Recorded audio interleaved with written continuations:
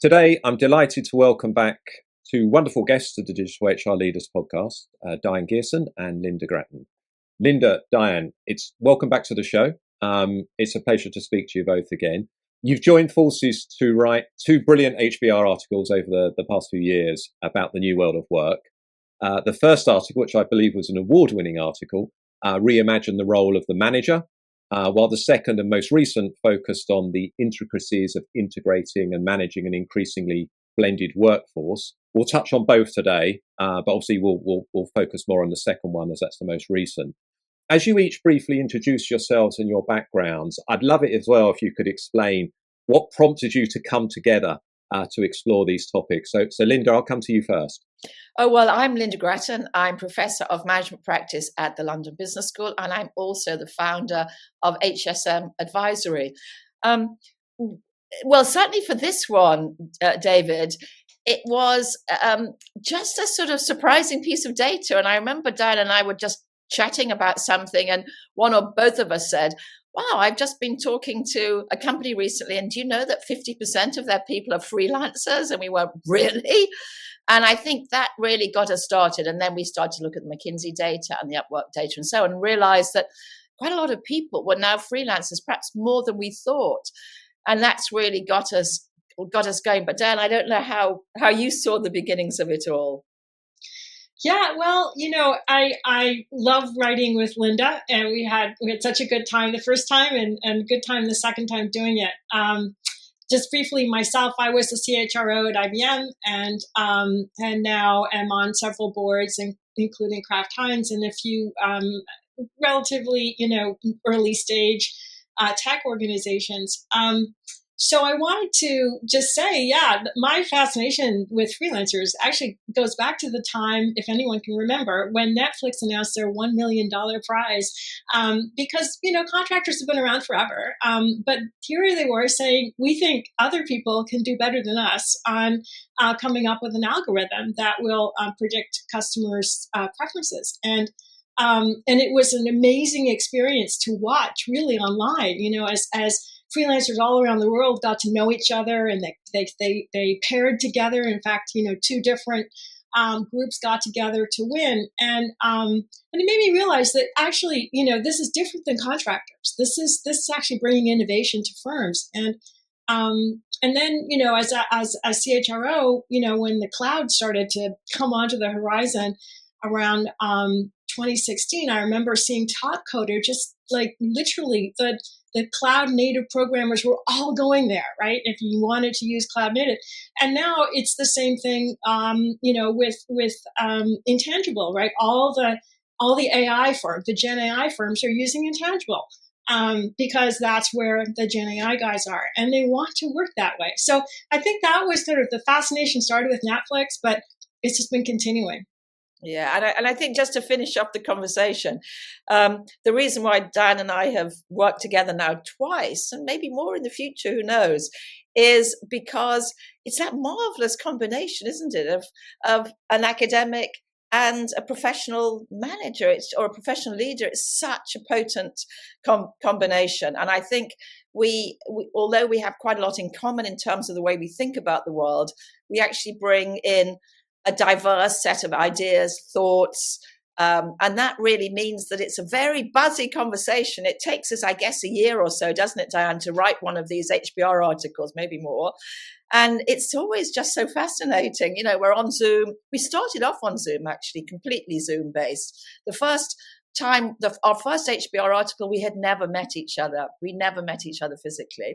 It was only really after that, when the pandemic finished and we could start talking to each other, that we met. Because of course we're on different continents. I'm in London. Dan is in North America. Yeah, it's fascinating. And actually, as you said, that practitioner background and mindset and the academic mindset, I think, is what makes both the articles that you've written so special, because they're what you would expect from academia, very well researched, very well argued, but also practical examples coming from and applying that in the workplace. And I think that's the challenge sometimes, isn't it, where marrying academia and actual practice together. And I think the feedback that that I've heard from many people in the field is that these articles have been particularly helpful for them. And I think, there's still a bit of an overlap, because Diane is actually inside an academic and I'm inside a practitioner. So, Diane, as you know, taught at Harvard Business School once she finished. She herself is very much up on all the literature. I run a consulting practice, so we actually, there is overlap between us as well. We both understand each other's worlds a little bit. That's very good. So we're going to focus initially on the recent article on HBR, as I said, on the blended workforce. And we're hearing a lot more about skills-based organisations. I know, Diane, we've spoken about that previously in the past on the first episode of the podcast that you were a guest on. Why is the topic of workforce composition and the changing dynamics of talent management so relevant now? And what are some of the factors that you're seeing that are driving the shift? Well, look, I mean, we all know work, once work became remote, the question was, why do I have to show up at an office, right? And so you've got a number of people who want the agency of working when and where and on what they want. And they have the skills that are in high demand. And so they can do that. And the second thing, of course, which we write quite a bit about in the article, is all the friction around running your own business has kind of gone away. I mean, you can have a tax accountant who's also a freelancer, right? You can have a legal advisor, all the things that kind of made it tough to have your own business. Now freelancers can do that. So, and then there are the platforms that, serve up work to you, just like LinkedIn serves up work to you or jobs to you when you're working.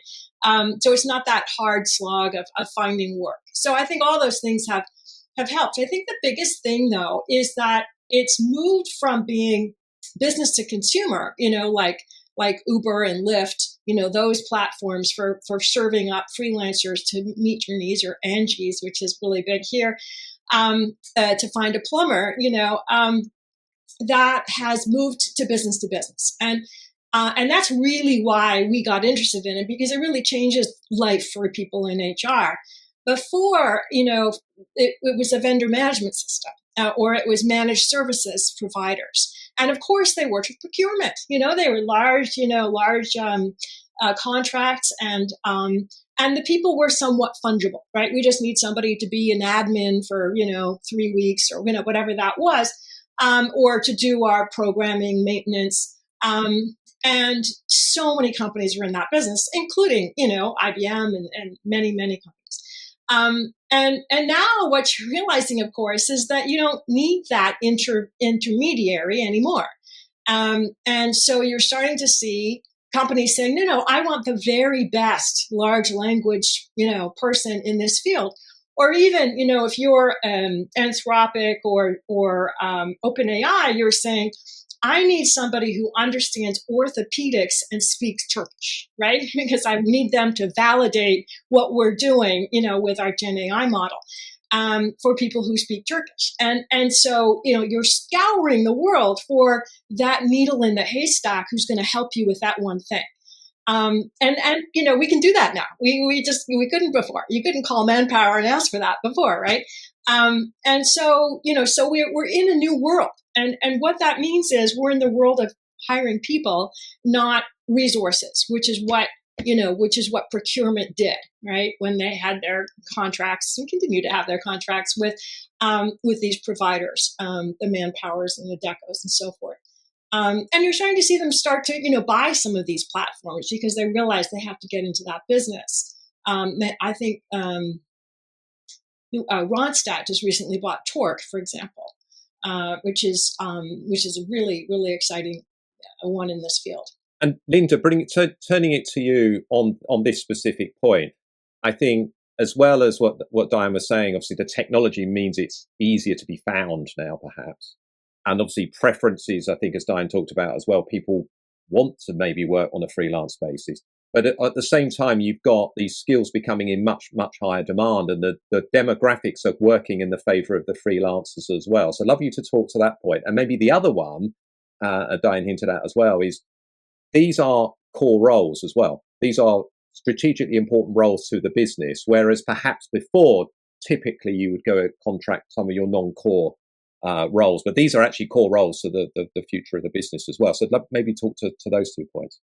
Well, just on the point about where people are with their careers right now.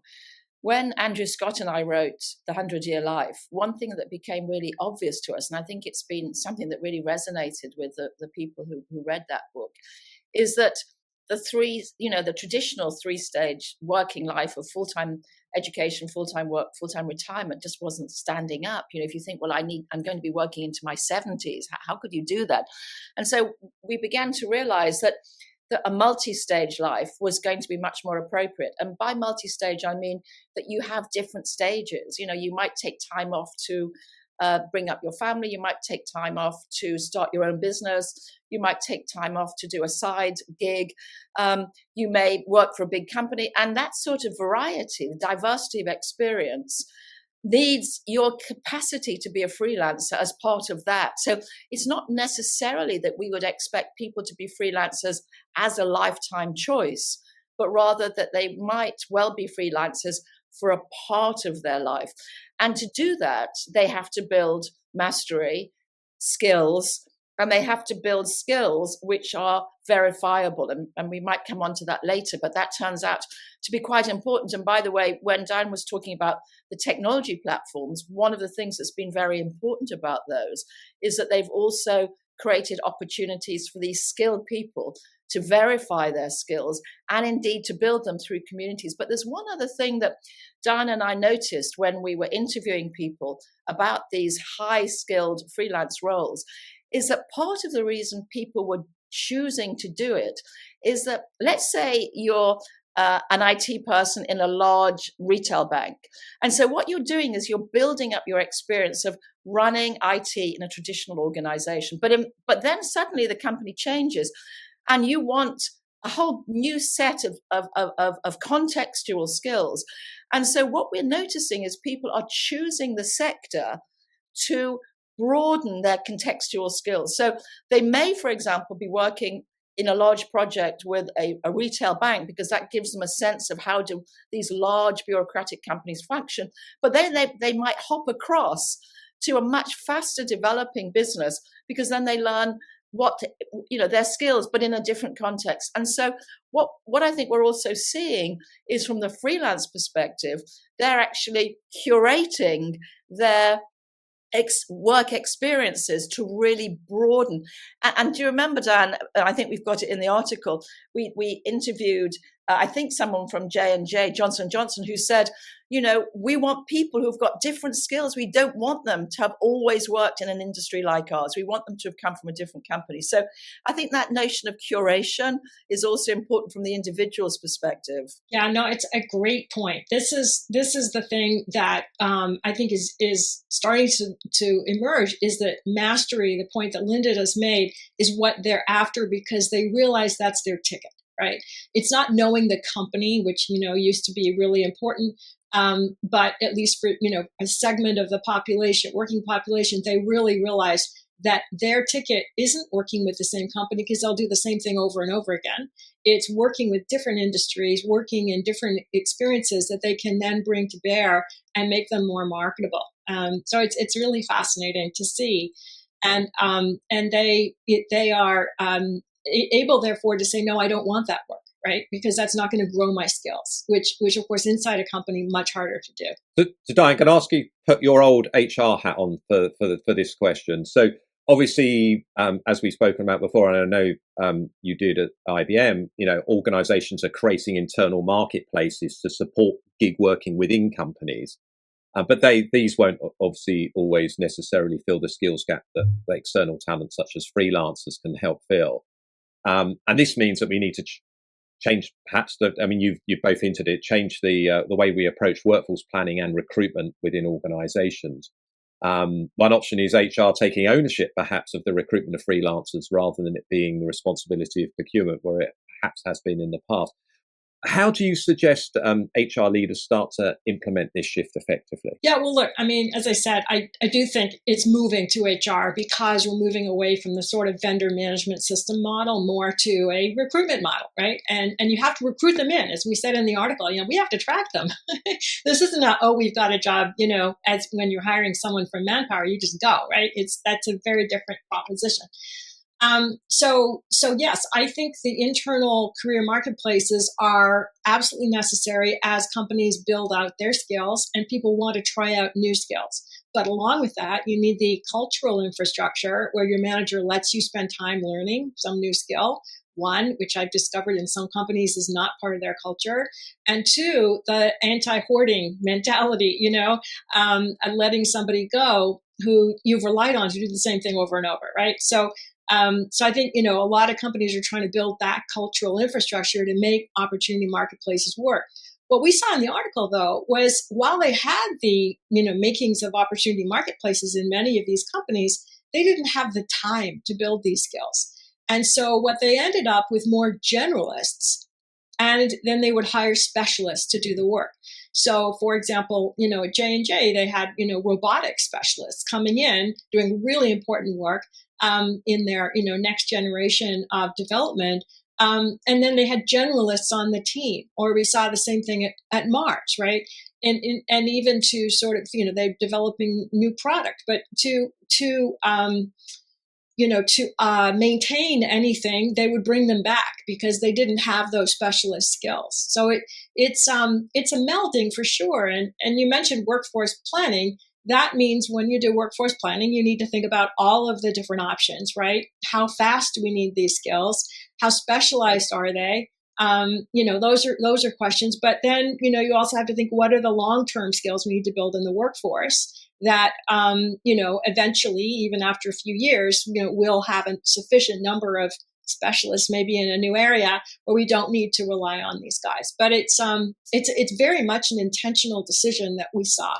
Lynda, turning to you, so with the rise of freelancing and project-based work, particularly in some of these key roles within organizations, how do you see traditional roles within organizations evolving? Will there be a significant impact, for example, on how career paths are structured? Well, David, that was a conversation that Diane and I had right from the very beginning. Because what was really obvious is that if 50% of your employees are freelancers and some of your most skilled employees are freelancers, why would you work full time? Why would you be a full-time employee? And that was, in a sense, our opening question. And particularly as right now, the data shows that the younger you are, the more likely you are to want to do freelance work. So, as you look forward to organizations, there's going to be some really talented people who don't want to work with you full time.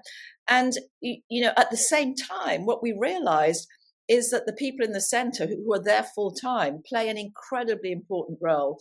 They're the holders of the business strategy. They're the holders of the culture. And so you have to double down on why would I want to be employed by you? And that, of course, means the career mobility, the sense that your work is purposeful, the idea that you're in it for the long term, the idea that your success is the organization's success, and also, getting away from the barriers. In the paper, we talk about toxic cultures. Why would you stay at a place that's toxic when you could join another place as a freelancer? So everything that Diane and I believe about great organizations becomes even more important when you're bringing in freelancers, because you've got to differentiate the deal between a freelancer and a full-time person. And a full-time person has got to feel that they're there for a reason. So if, for example, you're in a company where the full-time people are treated as a disposable asset, you just dispose of them whenever you want, nobody's going to stay with you, because why would they if they think that any day you're going to be let go of? So it's really a fascinating question, David, and it's one that my guess is, as Diane and I think over the coming years, that's something that we'll be coming back to. What is it? What is it there for an organizational form? What is it to be a full-time employee? Sorry, I was going to say, with the CEO just last week of a Fortune 50 company, and this was exactly what he was thinking about. He was saying, look, I'm not sure I can offer anything that is so valuable that people would want to stay, and the people I would want to stay would stay. Because what you end up with are maybe more risk-averse people, which isn't what you necessarily want in a business that's trying to innovate. And so he said, maybe what we need to do is actually just talk to people about shorter term contracts, right? Maybe we should set an assumption that every 3 years we're going to have a discussion about whether it still fits your life needs to be in the company, and set up compensation in a way that there is a sort of 3-year term, even though it might not be a contract per se.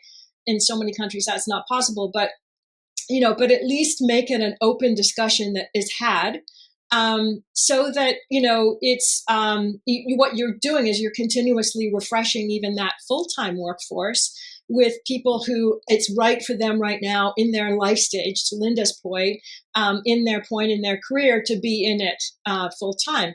The thing that really struck us, as we looked at this was, we saw people working side by side, right, with these freelancers, but the freelancers were working from Bali, and they were finished when they were finished, right? They were paid for their deliverables, and the people, on the inside, if something came up on a Friday afternoon, they had to do it, and they were not working from Bali, and so you've got this tension potentially, so you've got to make sure that you're making this attractive, to Lynda's point. And one company that we talked to, which we mentioned in the article, Saatchi, actually decided to offer profit sharing to the people who were on the inside to make them more sort of an entrepreneurial and feel like it's their business.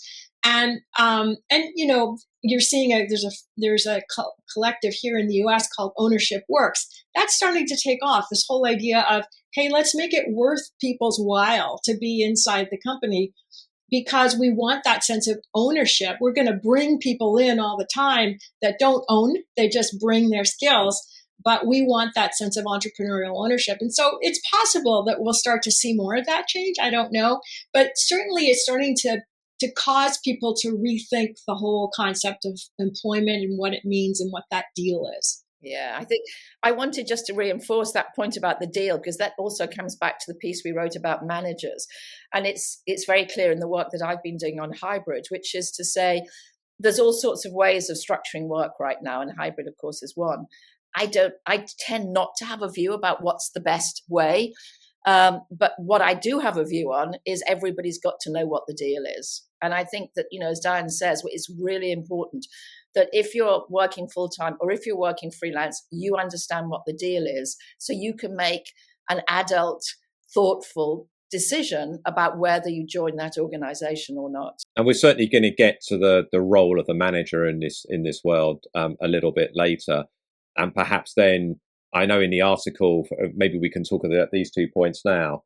There's the onboarding piece, and I think you gave the example of J&J actually give a pretty full onboarding to freelancers. They talk about their credo and obviously the culture that they've got within J&J. There's the piece around how do you retain that knowledge and those skills as well within the organization once the freelancer maybe moves on to the next role. And there's just some of those things that you probably need to think about that maybe you had to think about less when you're bringing in, traditional contractors in. And technology has changed the world so much in that respect, right? I mean, you mentioned retaining knowledge, but that concept of institutional knowledge is no longer as important, right? When you've got technology, when you've got digital workplaces, when you've got Gen AI that can serve up all kinds of answers about what happened, a year ago, and look at, what was going on. So I think there's a less of an issue around institutional knowledge. The onboarding, so much of that now, of course, as you know, is more accessible than it was. It's not the same event in many companies as it was. So there's a shift, and then I think the other big shift, which we really have to talk about, is just the change in work, right? Because of AI and Gen AI, and so companies are sort of decomposing work and jobs anyway, and managers are having to deal with that. And so on top of that, they're thinking about who does this piece of the work. Is it a full-time person? Is it a freelancer that comes in for a few weeks of the year? Those are the sorts of issues now that managers have to think about when they look at the work that needs to get done. And actually, that's quite interesting, because a lot of the companies that you mentioned in the article, J&J, Mars, Microsoft, just the three that come to mind, all of those have kind of started that transformation, that shift from a focus on jobs to a focus on skills, which perhaps lends itself even more to this blended workforce, and exactly what you said, Diane, that deconstruction of work into the work that needs to be done. Yeah, but skills is part of it, David, but that's only part of it, because skills is at the level of the individual. But what Dan was talking about there was workflows. And actually, that's something that we noticed when we talked about managers as well, that once companies start digitalizing the workflow, then it makes it much easier to know where individual skills fit. And I'm thinking of the conversation we had with M&C Saatchi. And one of the points that he made in that conversation is this is all possible because we have real-time pulse data. And so, when people say, well, hang on, how do you know if freelancers are working, and how do you know if people from home are working? We have real-time pulse data. And I think that once you start thinking that way and you have a digital workflow, that makes the skills piece more understandable. It makes the project piece more understandable. And it one more thing, though, it enables teams to work together. I think before there was this concern about co-employment, right? I can manage my own team, but this other team or this other person is doing deliverables. And to what Lynda is describing in the workflow is I now, as a manager, have visibility into the workflow of my team. And it's a digital visibility. I don't have to look over anyone's shoulder. I can see they're caught up. There's an issue. I need to redirect, and whether it's a freelancer or whether it's my own employee, it's the team's work that I'm looking at now, and I can redirect. And that I think was a major obstacle in the past around bringing them into a team environment. Lynda, turning to you, what does this mean for organizational structures? How do you see organizational structures evolving to complement this evolving, the blended workforce and the world of work generally is? Well, I think we've touched on it, so it's probably at this stage more of just a recap. One is work becomes projects. The second is individuals develop skills and mastery, which is an area that I'm writing about quite a lot at the moment. And third is that you have workflows, and once you organize, and we've been talking about this for years. I'm thinking back to some of my colleagues at London Business School talking about these sorts of organizational structures years ago. But until you had digital platforms, it was almost impossible to deliver on them.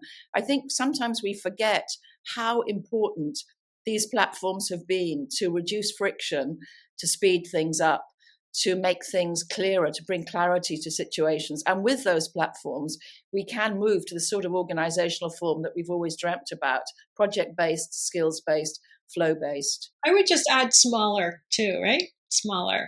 Well, yes, who knows? I mean, we could write another HBR article on that, couldn't we? Because we've been saying for years that organizations are going to get smaller. And in fact, what we're finding is they also get bigger. So I think what we're going to see, and I'm seeing this in hybrid at the moment, is just a great deal of variety between organizations. That would, if I were to predict one thing about the future of work, it would be, because of all of these different organizational frames, you are going to see a lot of variety between organizations. I think that's great, because what it gives the individual employee is more of a choice about what it is they join. And as long as you're open about the deal, it comes back again to transparency, you can choose whether you want to stay in a company for your life or you want to come back in and out as a freelancer, because each one of these choices have trade-offs associated with them. Trade-offs for the individual, trade-offs for the organization. And I think in both of the HBR articles that Dan and I have written, we've tried to help our readers understand the nature of these trade-offs. Well, and one of the things you do, certainly in the latest article, is you bring it to life with your protagonist, Marta. And, she's apprehensive about how integrating freelancers at scale will affect the company culture. Diane, how can organizations go about this challenge? Well, Lynda mentioned toxic cultures, and no matter which data you read, it seems like that is pretty pervasive still in organizations, and if not becoming more. And also, I think Gen Z and millennials have a lower tolerance, right, for what perhaps was grinned and bared in the past. And if organizations don't rise to that challenge, they won't be able to hang on to their really valuable employees. That's become really clear. And that was one of the things that Marta has to wrestle with, because she realizes that she needs her full-time workforce to be all in. And while there are things you can offer, benefits and so forth, and you're seeing that, I think one of the interesting ones here is that Bank of America just offered, a sabbatical to people with a certain number of years of experience, and the sabbatical is 6 weeks, for those with, I think, 25 plus experience. So, and then it goes down from there. But that's an ad, right? But the subtraction is just as important. The things that cause people to just turn off, right? And Marta realizes that she needs to focus on that too, in order to have the culture carriers that she needs, and the people who will jump in at moments when it's necessary, that's outside of their brief, their job description. And I think that was probably the biggest takeaway for us. Yeah, I think, and I just want to really reinforce that. There's some very interesting data coming out at the moment, and I've written about it in my column for MIT Sloan, and which really is that, why do people stay? Well, actually, flexibility is part of that. I have autonomy over my work, but I think that we sometimes forget that autonomy is about what happens when you're not working. But actually, what's really important is what happens when you are working. And what people really want now is the idea that they're part of something that's growing and that they can learn from. And so taking all this stuff away is a good thing, taking toxicity away, giving people autonomy. But the thing that you want to put in to the mix is that people feel the organization is growing, they're growing, their skills are growing. And that fundamentally is a leadership narrative.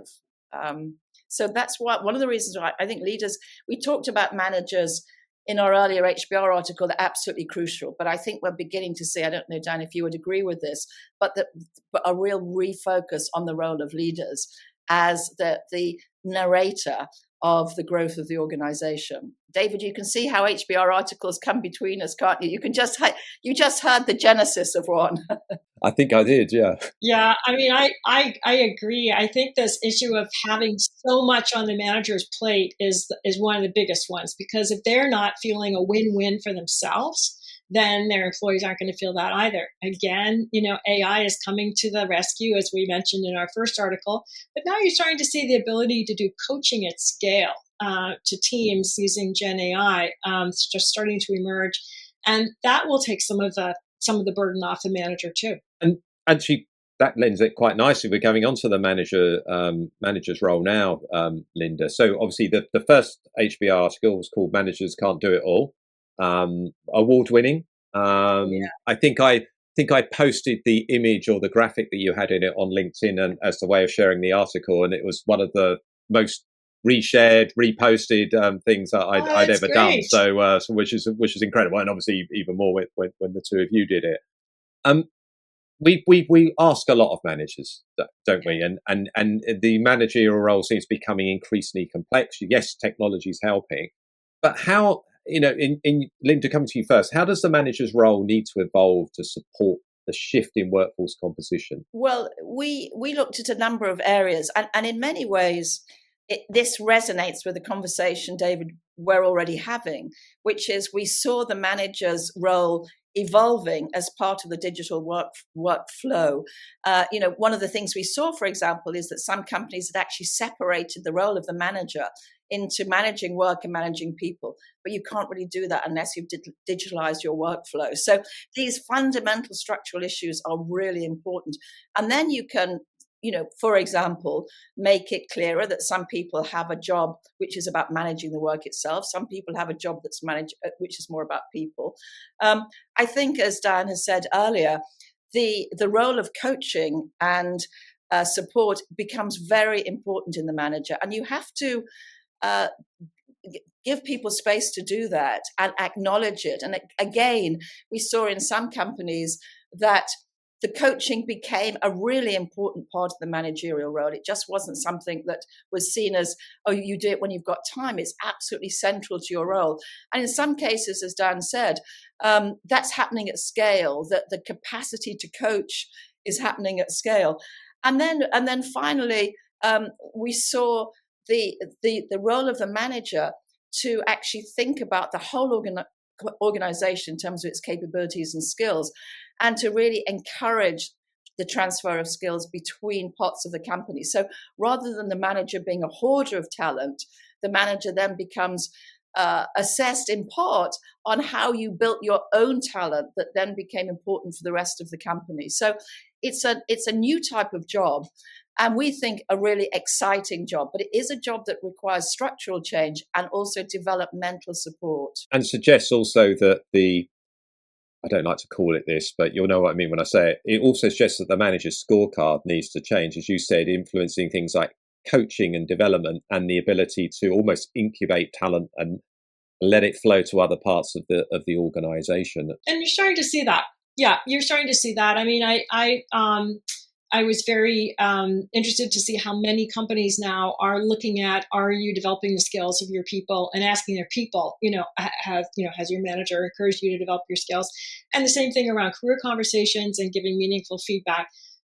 You're starting to see that pop up in surveys, and then managers being held accountable. And at IBM, we took the bottom quartile of people in that category and said, you need to go to training. And if you don't go to training or you don't improve, you're still in the bottom quartile the next year, that means that we should question whether you should be a manager. And that was a very frank discussion, and it really rung home when the first 100, got fired in India because fired as managers because they were just, resolutely in the bottom quartile and not improving. Because, manager isn't a status anymore. It's actually a job. It's a really important job. And it's not something that you just wear as a shoulder badge, making you more important, which I think in many cultures continues to still persist. And when Dan and I first talked about that experience, it seems a bit sort of tough.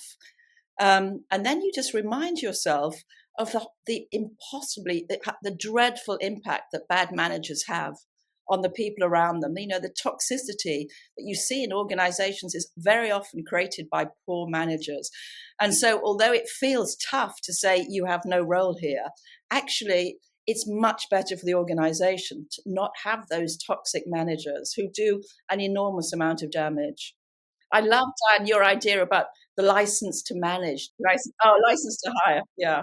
Yeah, that was for license to hire. Actually, license to hire. That was a certification that we gave managers, and they weren't able to hire without getting that certification, which of course included a lot of anti-bias training and hiring for specific competencies and so forth. No, that's really good. And as you said, it's good for the organization if you can root out bad managers, but it's also good for the people that they were supposedly managing as well.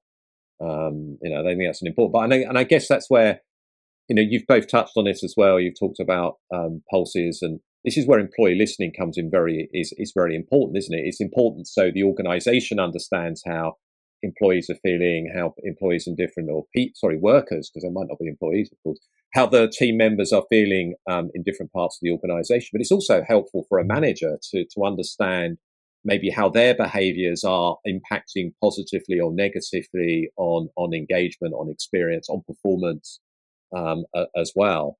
And I guess that's another thing where we've talked about as well, where with more technology coming in, more of a focus on listening, perhaps accelerated by the pandemic as well, where companies were listening more frequently, looking at things just beyond surveys as well. I don't know if I'd love to hear from you the importance of listening perhaps when managing a blended workforce as well. We only found one company that actually included their freelancers in their listening surveys.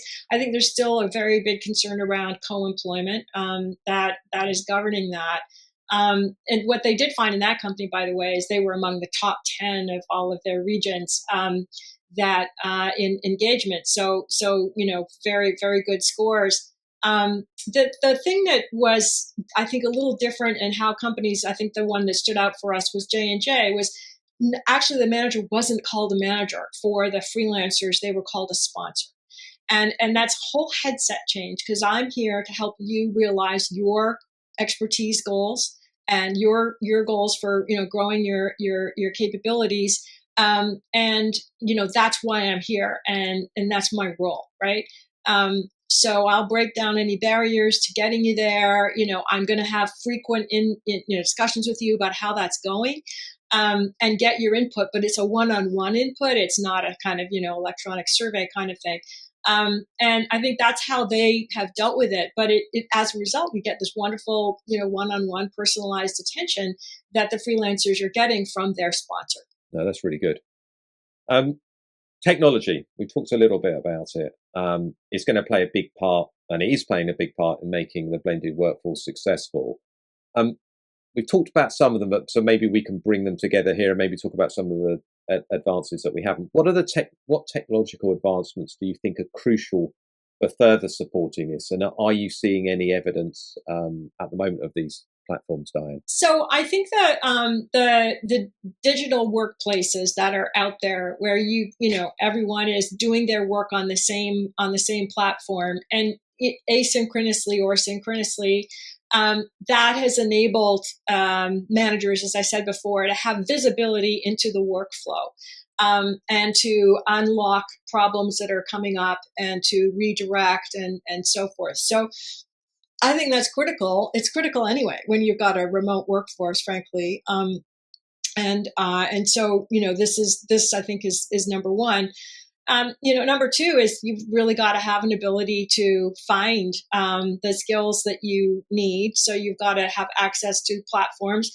There's some really good ones out there. What we're starting to see are more specialized platforms coming out, where those are ones where they really do understand, to Lynda's earlier point around how can we be sure this person really does have what they say they have in terms of skills, and they're tested, and they are ranked, and they are, there's a real understanding of the kind of work that they've done in the past. And that is just really starting to emerge, I think, more and more, as companies start to realize that they don't have the same vetting procedure as they might have for an employee, right? I think it's a fascinating topic, and it's one that Dan and I have talked about a lot, because both of us, different perspectives, are sort of in the center of the development of these ecosystems.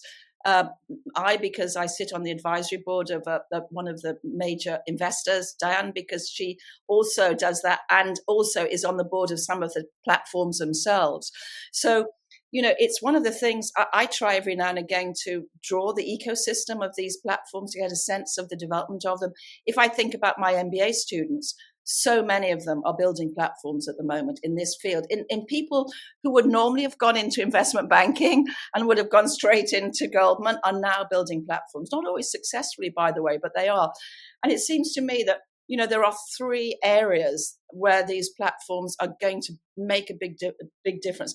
The first, which is the one we've spoken of the most today, which is the connections across the labor market. So reducing friction from individuals to organizations, that managing that flow of talent.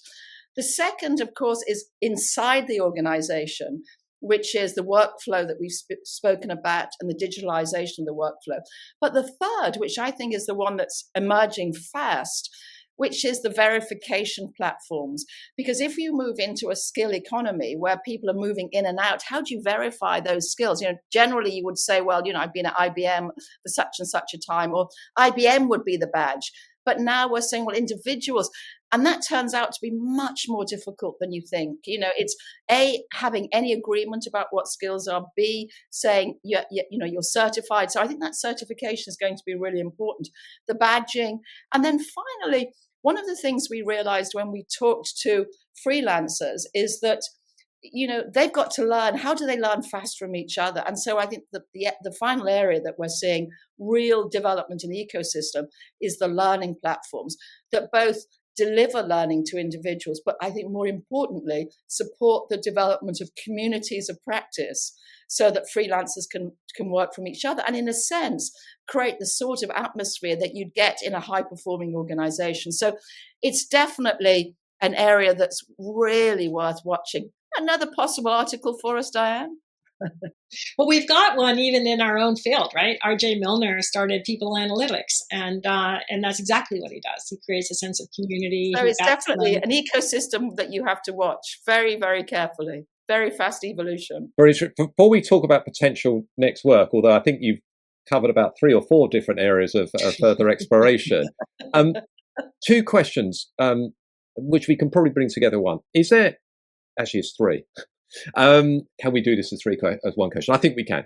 So firstly, actually no, this is the second one. So is there anything that we haven't talked about this topic that maybe we've missed around the blended workforce? That's the first one. I've got one. Yep. And then the second one, probably related to that, is how do you think this will evolve? Because I know in your article, I think it was quite consistent actually. McKinsey, Gartner, Upwork, they're all around 35 to 40% currently of the workforce working freelance, which is a big, big number, and is only set to get bigger. So again, Lynda, you said you had one.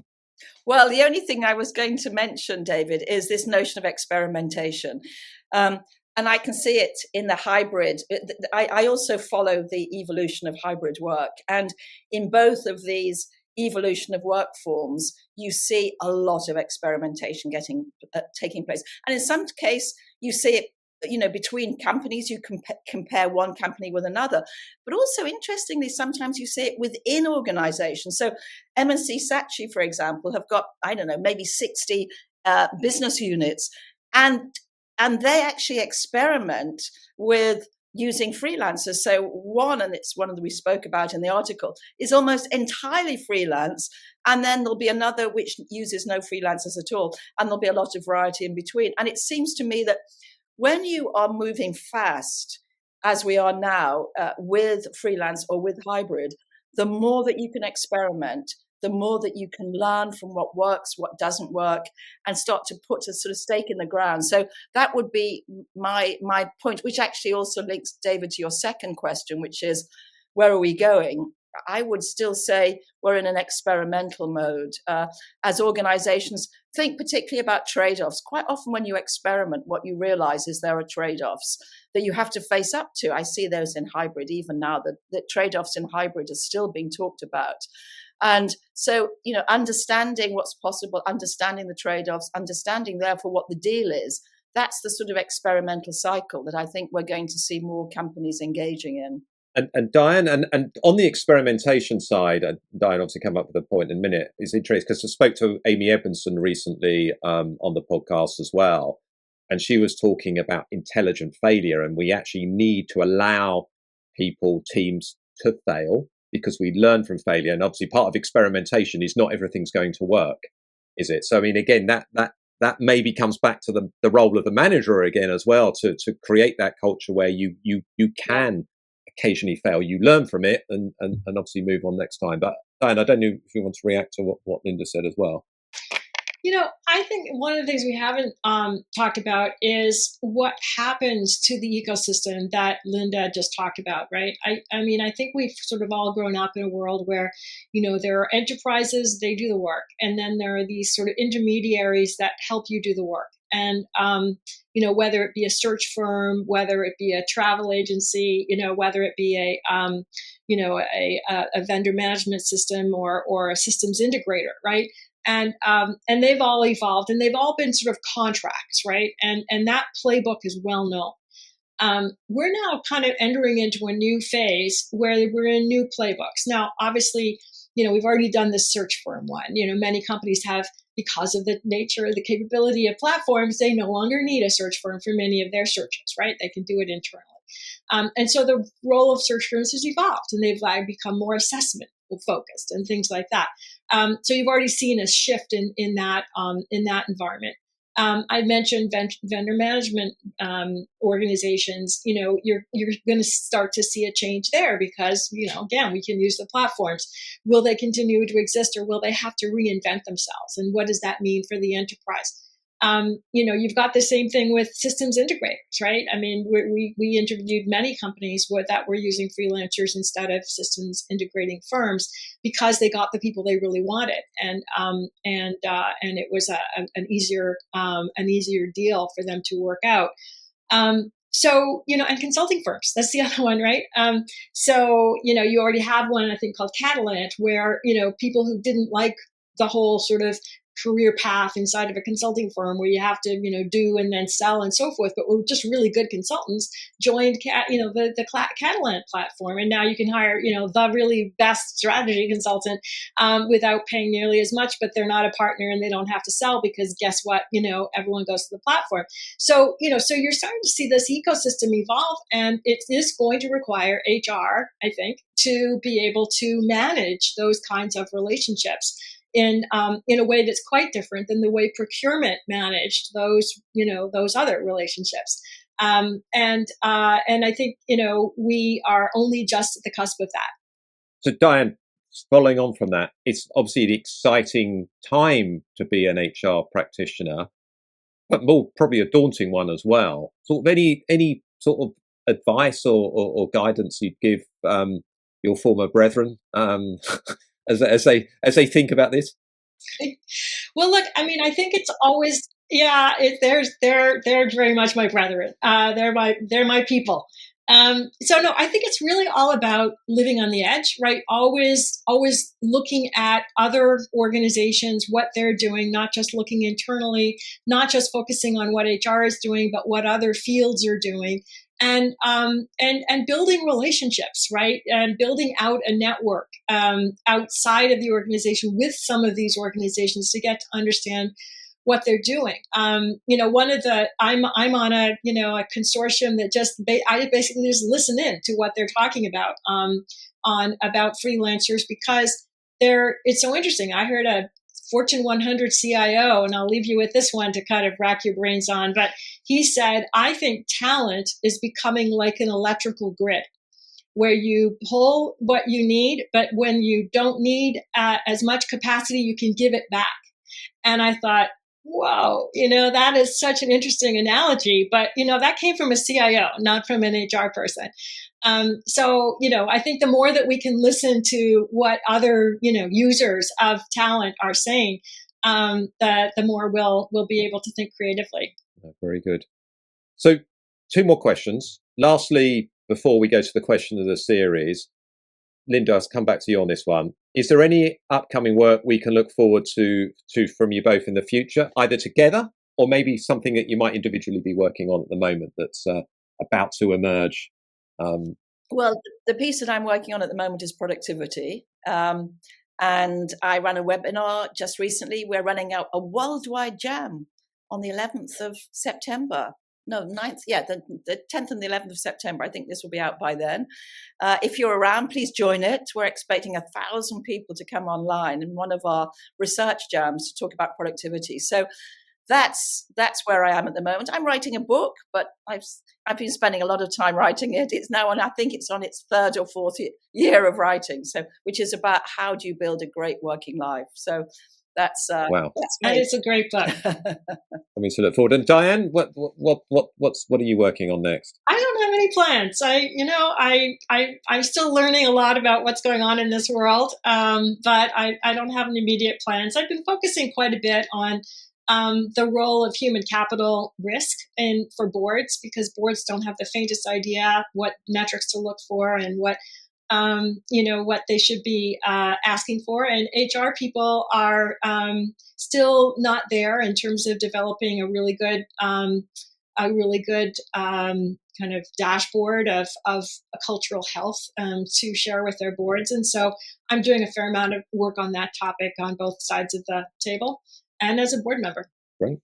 Well, I'm going to stay with you, Diane, initially for the question of the series. And I know this brings back one of your passions as well. How can workforce analytics, if I can actually say it properly, how can workforce analytics enhance HR decision making and drive business success? like in general, not just around the freelancing? In general, but you can bring it back to the freelancing if you want to as well. Oh heavens! I mean, I think it's the engine room, right, for HR, and it just should be at the center of everything that HR does. It certainly was for us at IBM, and it enabled us, most importantly, to deploy and to forecast and deploy skills. In a way that was a win-win for the employee and for the business. I think that's at the heart of what workforce analytics can do, understanding, with the sentiment analysis and skills, but also understanding what the business needs, and translating that. And that's the engine room. The engine room is good. Lynda, anything to add from you on that? Well, only to, and I love Diane's engine room. And I think, it operates at three levels. It operates at the level of the individual to help them understand more about themselves. It operates at the level of the team to understand where they're working, how they connect with others, and it operates at the level of the organization. And I think those three levels of analysis are just incredibly important to, if you want to be the best that you could be, you need that sort of information and feedback. Well, what a fantastic conversation. It's always great to speak to each of you. It's even better when you're both together. So thank you very much for sharing your time, expertise and examples and work with listeners of the Digital HR Leaders podcast. For those that want to follow you on social media or connect with you or learn more about your work, what's the best way for them to reach you? Lynda, I'll start with you. Well, I have a website and I'm also relatively active on LinkedIn. So if you just drop me a LinkedIn, join me on LinkedIn. And I actually post, I write a lot. So I post all of that on LinkedIn. So it's always a good way to connect to me. I do have a reasonably good website as well. You do? And you also mentioned your column in MIT as well. Yeah, I have a column in MIT and I have a column in the Times of London. I'm a columnist for the Times of London. And Diane, how can people stay in touch with you and learn more about what you're doing? I have none of those things. I just have a LinkedIn profile. So, but I would love to have people join my LinkedIn community, and I would look forward to connecting with them. Well, Diane, Lynda, thank you very much for being on the show today, and I look forward to hopefully seeing each of you in person at some point in the future. Thank you, David. Always fun, always delightful, David. Thank you. Thank you, David. Great to see you, Diane. In this series, we will be speaking to a range of senior leaders who are pushing a data-driven and digital HR agenda. Make sure that you subscribe via your podcast app of choice and also via our YouTube channel for free and regular interviews with the digital HR leaders of the future.